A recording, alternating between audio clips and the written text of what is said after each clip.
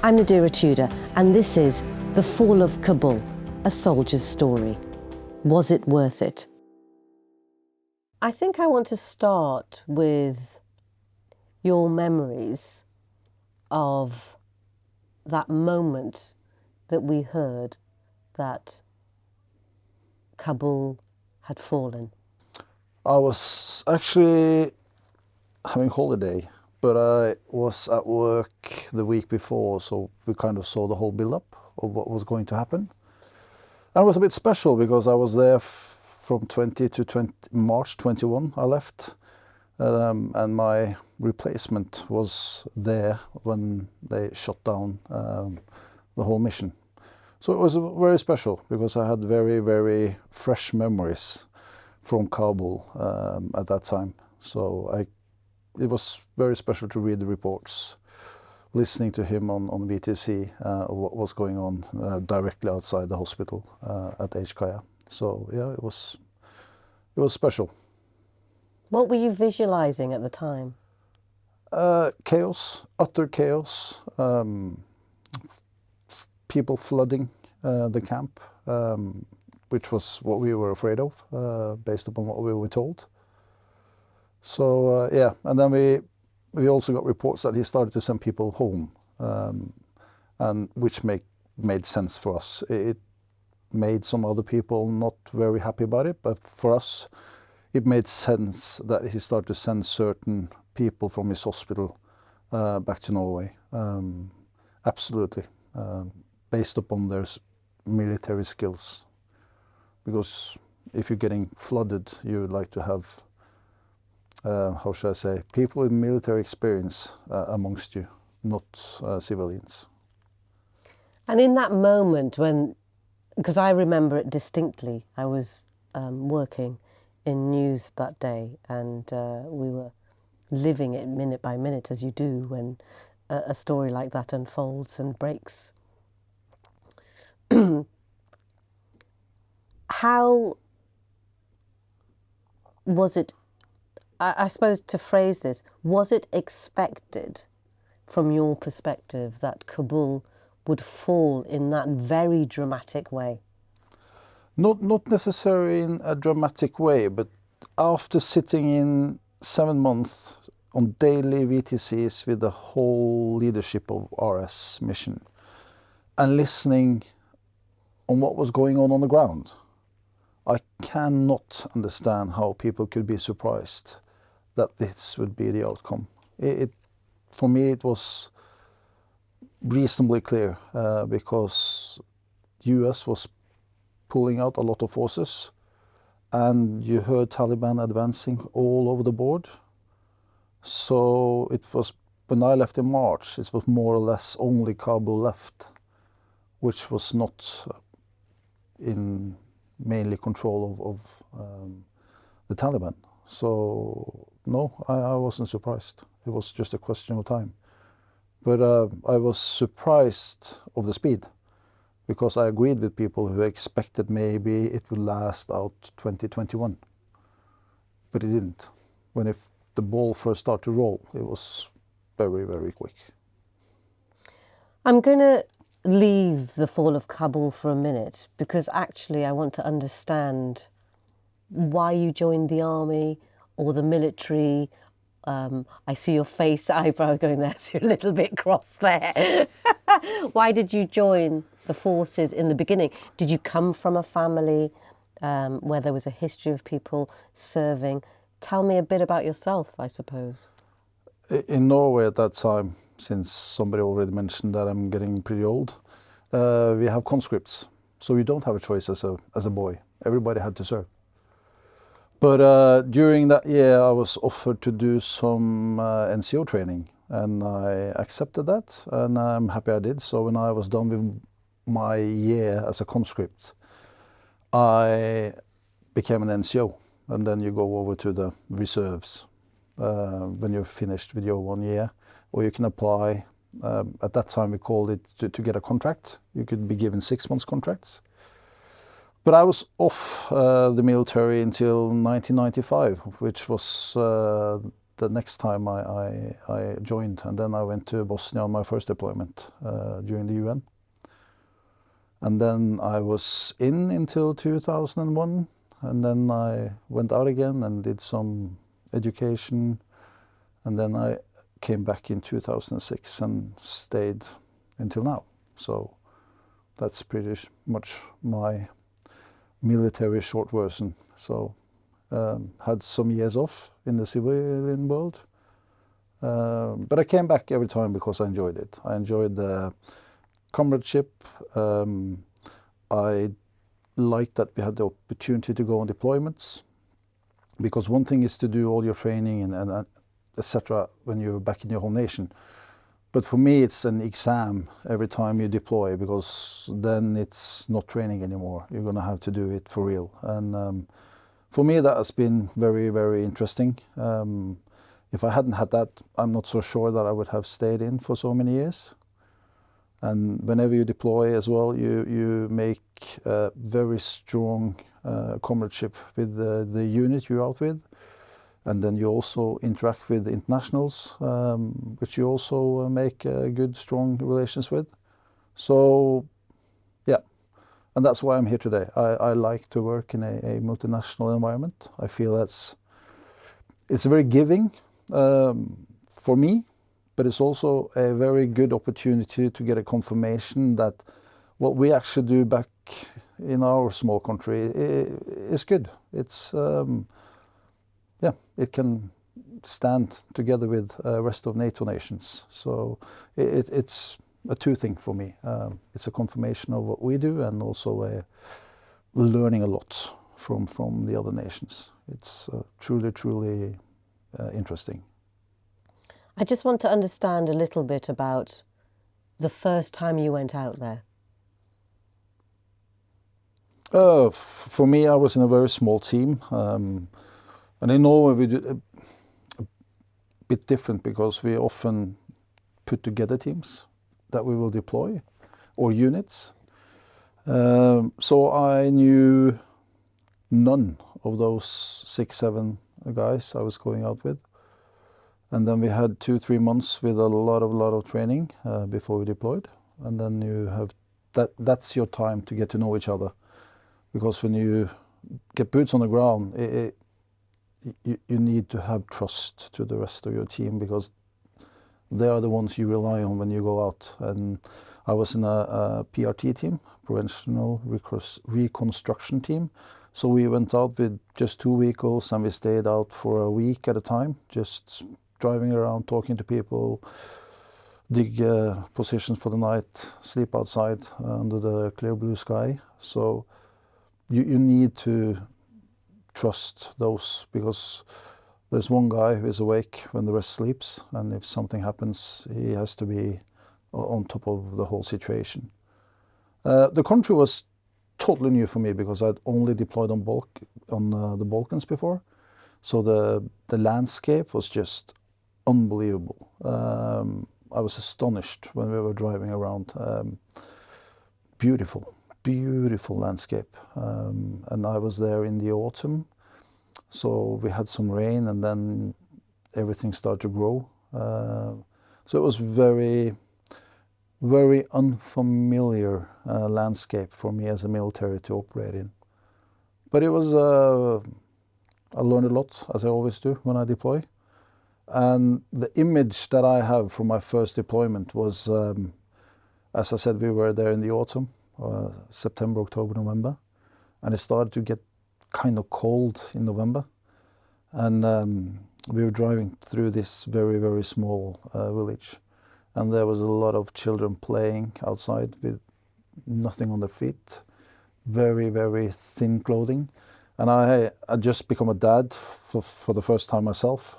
So when I saw that's the image I have from my first deployment to Afghanistan, those kids playing outside in almost snowy weather conditions. That was tough. That was the first thing I was actually kind of... Ooh. Why was it tough? Because I think it was a very harsh environment for kids to be outside playing in with no shoes, nothing on the feet, running in the mud, and As a Norwegian, I'm not very often freezing, but when I was standing there and I froze, then I kind of thought, what a life. What a difference from the shielded environment we are living in these days. And I just looked at those children, because sometimes I was actually thinking, if Jesus Christ had come walking down that hill, he wouldn't expect it to be at the same time as he was walking around on earth, because the time had stood still. And here we came around with super high-tech equipment, clothes, everything, and you just looked around and it's back to the year one. That's how it felt like for you? Yeah, it was very, very strange, very, yeah, not something we are used to. Nothing similar to working in the Balkans for 2 years at all. Totally different. How did you feel? You mentioned the fact that you had all this super duper equipment, and you see those kids who I'm assuming were playing and laughing and enjoying themselves in the environment that you found so harsh. How did you feel from the world that you came from? I felt it very, very strange, and it was hard to understand that this was their way of life. They were totally okay with it. So it was not for us to intervene at all. It's because this was 2006, and was their world. This is what they were used to, because everybody in that area was dressed the same, living in the same conditions. But still, from the outside, I think it's the first time I actually had this is a difference towards what we are used to. You see it on the news every now and then, but you don't think too much about it. And it's so much different to be on the ground yourself, standing right next to the same people. And yeah, this is how they live. And it's not for us necessary to do anything about it.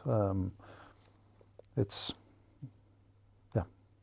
How do you think they reacted to you, these people who must have looked like aliens to them, with all this equipment and funny clothing and tanks and cars and those little villages? How do you think they reacted to you?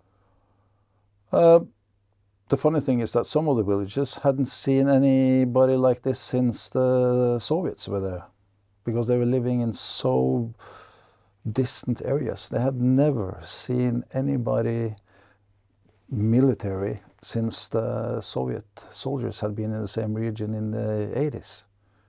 So they thought we actually were Russian. And then, of course, they realized, no, it's not Russians. And it was difficult at times to make them understand that we were there on behalf of their government.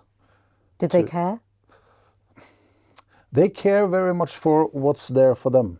They don't necessarily see the whole picture. They're very, very much, what is it in for me? What will this have for an impact on me?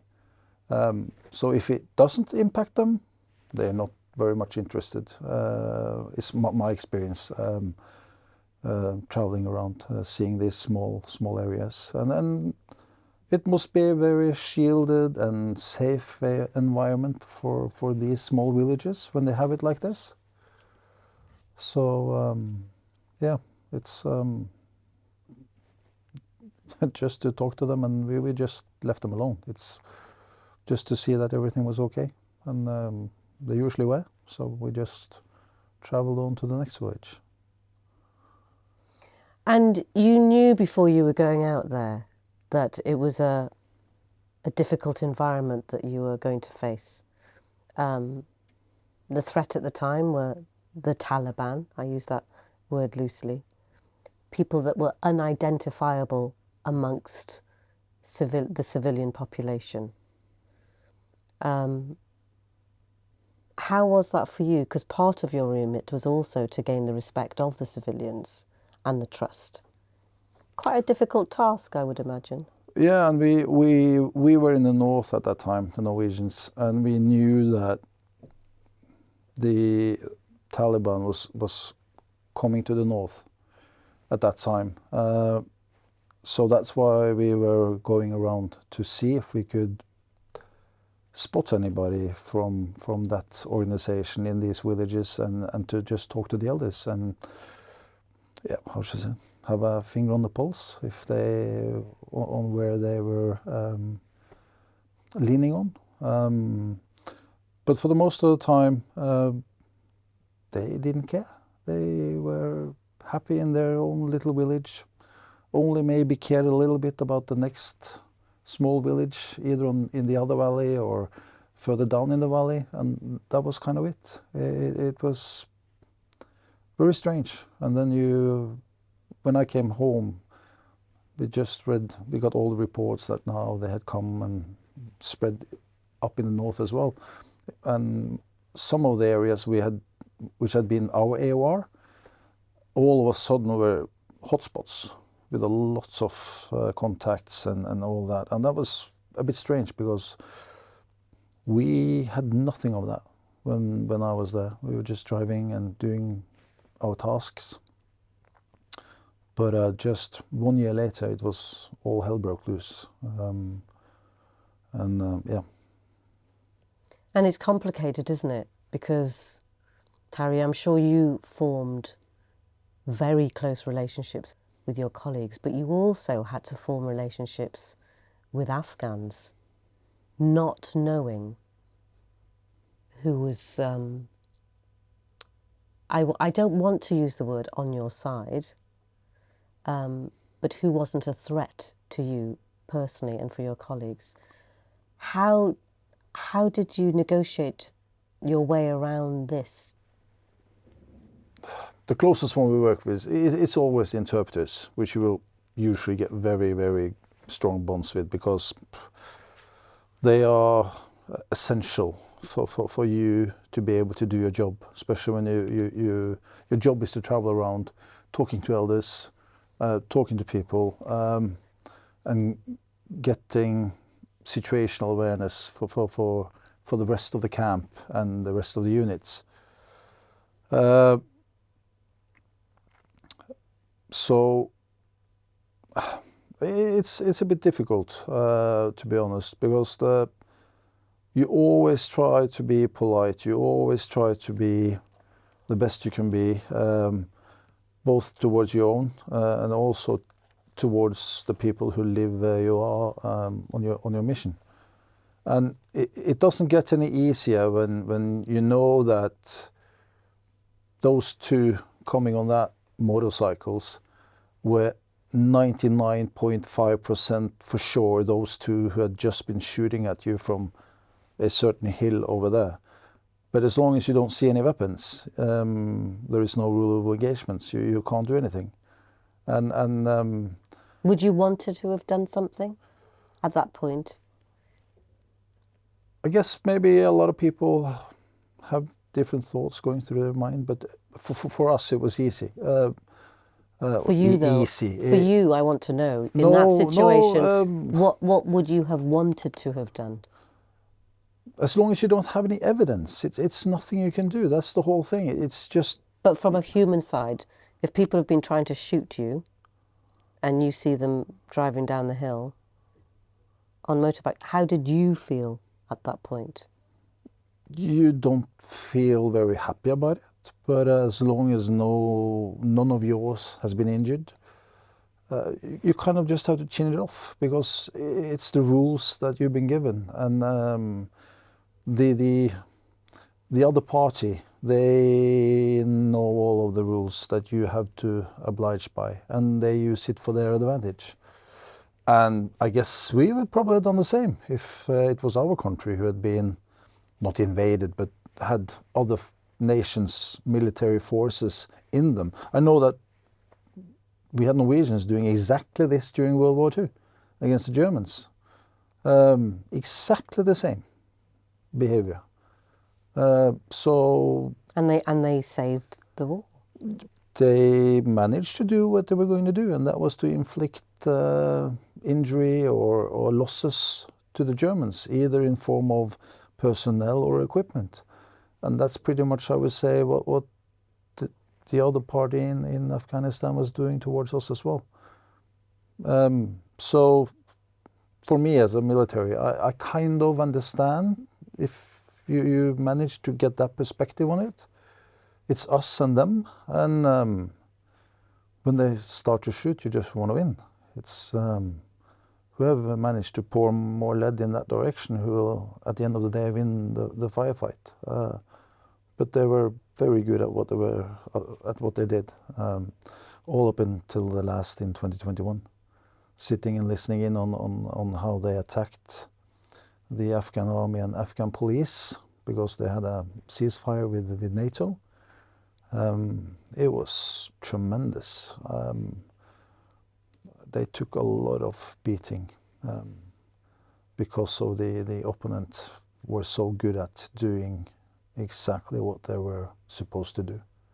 So they were, from my point of view, a fierce opponent, which should have respect from us, even though we were not on the same side.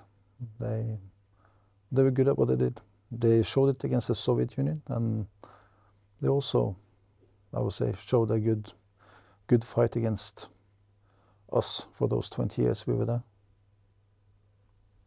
You can understand from an outsider looking in, with this very specific area that we're talking about, the interpreter, the Afghan interpreter, working in their country or the country of their roots, putting their lives on the line for NATO. And there's been a lot of debate, and I don't want to delve into this too much, but obviously because of the threat that you've described, that you are under, it can be deemed as racist, just simply racist. Because from their perspective, they've given everything. When the collapse came, it was a lot of Afghans who had to be taken out of Afghanistan. And for my country's part, there was huge debate when it came to the topic of interpreters. It started several years ago when Norway reduced their numbers up north. And it really came up again in 2021. And to be honest, for me, it's a no-brainer. They've been working for us for so many years, and by that, ending up on the wrong side of the fence when Taliban takes over. So, for me, it's clear they have to be welcome to Norway for the job they've done. We owe it to them. I would expect no less from my nation, and it was a lot of engagements from the military side to make this happen. The Special Forces also worked a lot to get some of their Afghan colleagues out from Kabul, because they've been working with them for 10, 15 years to build up the Afghan Special Forces. But again, interpreters, yeah, I totally agree with people who say that they should be welcome to Norway, since they worked for the Norwegian Armed Forces for 6-10 years as interpreters. It's, yeah. We also had the same discussion in the Balkans, but it was not so clear in that way, because there was a peace there. In Afghanistan, it wasn't a peace. So when they chose to become an interpreter, they took a very vital decision. You wouldn't see the result until you know who was the last standing as the winner of this conflict. And when it became the way it became, yeah, easy. I want to go back to the trust issue when you were in Afghanistan, and talk about rewiring. I can't believe that living like that, so intensely in a danger zone, has not affected your personalities. because you have to be very controlled in that environment. And for you to live and breathe with people, and I can't stress enough, for anyone who's listening or watching that doesn't understand how intimate those environments are, and they are based on trust, to be in that situation where you can't quite do that, and for it not to affect you in your life afterwards. I think the first time was in 95, because that was the first time I experienced something that I would like to tell when I got back home on leave. And I just realized there's no point. Nobody understood what I was talking about. Not my best friends, no nothing.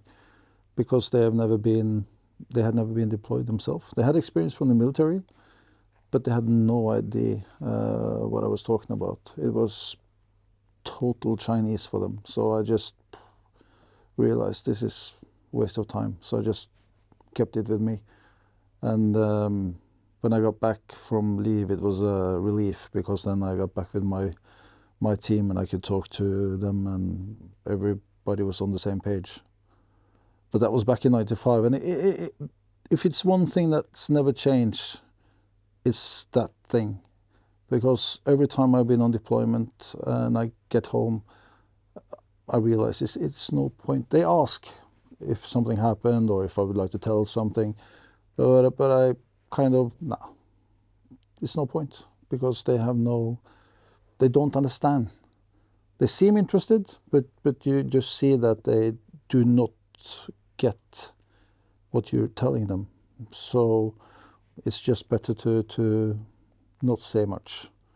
And then you do it when you meet mates that's been on either the same deployment or other deployments. Then it's time to start telling the stories, kind of doing what we would call a debrief, which is the term we use. And for Norwegian side, I would say the biggest change and the progress that's been done with the deployments is how we are received when we get back home. So we usually fly to maybe another country on the way back, and then we have 3, 4, 5 days there where we have somebody coming from the army staff in Norway to do debrief you. And of course the military psychologists also show up. Because what we experienced is everybody talk about PTSD. And most likely it doesn't show up at the same time. It will show up many, many, many years later when you're out of the system. And what system is going to help you then? It's the NHS. And for the NHS to do anything, they need a registration of an incident. And that's the whole point with these debriefs, which I try to tell my guys and girls when we get back, is tell them what happened. Tell them what you felt, so they can make a note of it. Because if you should come back in 5 years' time and starting to have symptoms of something, then it's easy to point, because it's there, it's in your journal. And I would say that's the biggest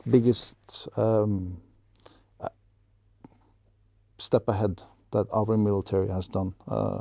Because we start getting some people now, and we see how much our first ones who went to Lebanon in 78 and had an awful first deployment with a lot of combat, there are so many suicides from that period due to these things, and nothing has been registered. So they have received no help whatsoever. So that's what I like with the way we do things now when we get people back. We also have a system that we can't cheat in the line to get any help. But at least we have somebody who will push us in that line, so we will get help eventually. Still people who unfortunately choose the other way out from the problem. I had one on my last deployment that was not good at all. So 3-4 months after we came home, he decided to end it. And that's maybe the biggest loss I have felt from on a deployment when this happened afterwards. It was probably the worst funeral I ever been to as a military, together with a lot of good colleagues, of course. But yeah, I just didn't see that one coming, which maybe was the thing that made it so bad, because he talked to a lot of us and nobody caught it until I got a phone call that it was over. Then yeah. So, but I think we have a system now that we didn't have before to pick this up if people are honest, because it's down to you what you are telling the psychologist in that room when you have your 15-30 minutes alone time. You have to be honest, otherwise they can't read minds. That's the problem, though. We can't read minds, can we? No. I suppose the burning question for me, having experienced loss like you have, fear, looking at the political situation now, the dramatic fall of Kabul and the speed at which that happened, for you, Terja, was it worth it? I can't say anything other than yes, because I don't feel any regret of any of my deployments at all, because for me it's the military will always be a tool of the politicians. That's what we are. So if the politicians decide that this is what we're going to do, we are the boots on the ground that has to do it. And I can't say that I regret any of my missions. It's not up for me to decide. As a human? As a human, I feel I did what I could, and I don't have any regret or remorse at all. Not for me or for any of my soldiers. Thank you for joining us on The Fall of Kabul, A Soldier's Story. For more episodes and in-depth exploration, visit us on YouTube and on podcast streaming platforms.